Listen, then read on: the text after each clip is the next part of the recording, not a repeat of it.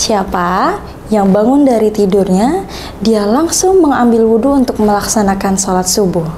Dan siapa yang ketika bangun dari tidurnya, dia langsung mengambil HP,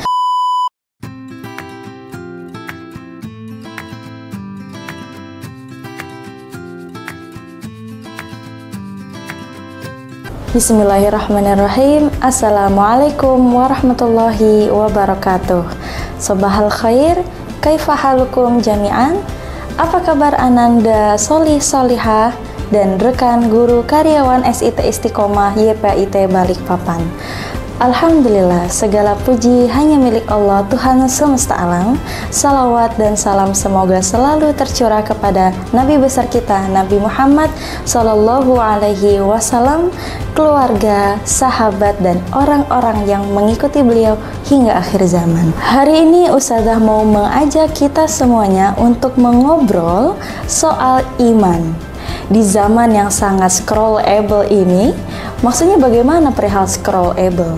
Scrollable adalah zaman di mana jempol kita sangat kuat untuk menggeser layar HP, tapi hati kita kadang terasa lemah ketika mengingat Allah. Di sini Ustazah ingin bertanya, siapa yang bangun dari tidurnya, dia langsung mengambil wudhu untuk melaksanakan sholat subuh? Alhamdulillah apabila sudah. Dan siapa yang ketika bangun dari tidurnya, dia langsung mengambil HP untuk mengecek notifikasi apa saja yang terdapat di dalam HP-nya. Nah, inilah yang mau kita bahas bersama, bagaimana caranya supaya hati kita tidak mati di tengah banjirnya notifikasi, konten, dan juga tren. Teman-teman, tahu tidak? Riset menunjukkan bahwa rata-rata orang kuat untuk scroll HP-nya 3-5 jam dalam sehari. Tetapi ketika membaca Al-Quran, kadang tidak sampai 5 menit. Astagfirullah. Informasi datang tanpa henti. Tapi anehnya, hati kita malah semakin kering. Inilah tanda digital overload, atau informasi yang datang terus-menerus, entah itu bermutu atau tidak bermutu sekalipun.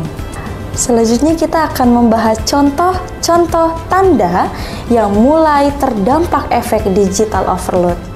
Yang pertama, susah khusyuk sholat, atau dia semakin tidak teringat bahwa sholat itu merupakan kewajiban diri kita.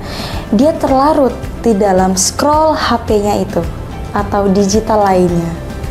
Yang kedua, gampangnya untuk membanding-bandingkan hidup, atau rasa syukur yang mulai hilang di dalam jati dirinya.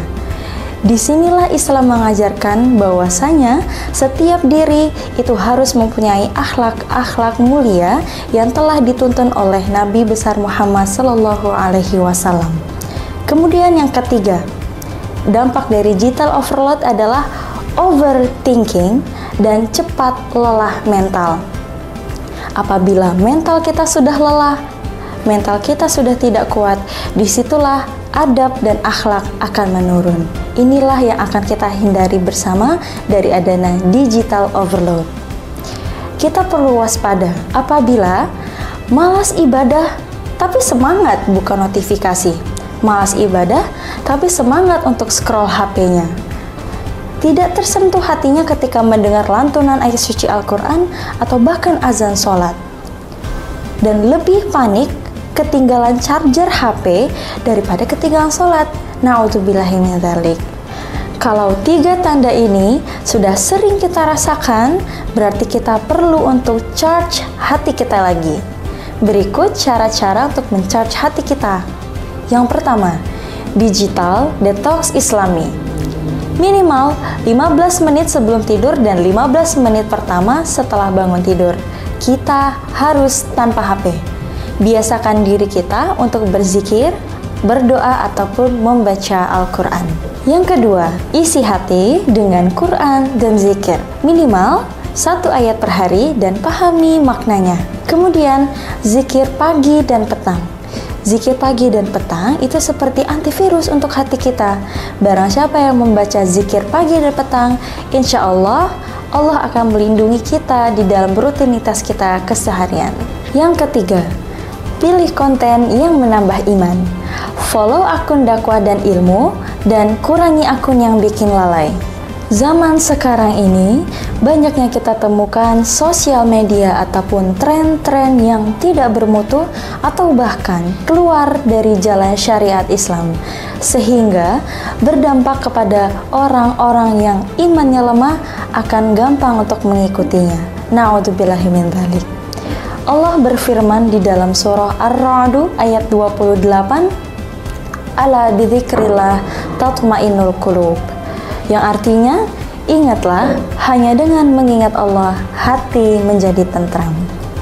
Teman-teman sekalian, hati itu seperti baterai HP. Kalau tidak di-charge dengan iman, dia akan mati perlahan. Bedanya, kalau HP, kita bisa colok dengan charger. Tetapi kalau hati, chargernya hanya satu, yaitu mengingat Allah. Ala bidzikrillah tatma'innul qulub. Semoga Allah hidupkan hati kita, jaga iman kita, dan jadikan kita tetap teguh di tengah derasnya arus dunia digital. Mungkin cukup sekian jumpa kita pada hari ini. Semoga dapat bermanfaat. Wassalamualaikum warahmatullahi wabarakatuh.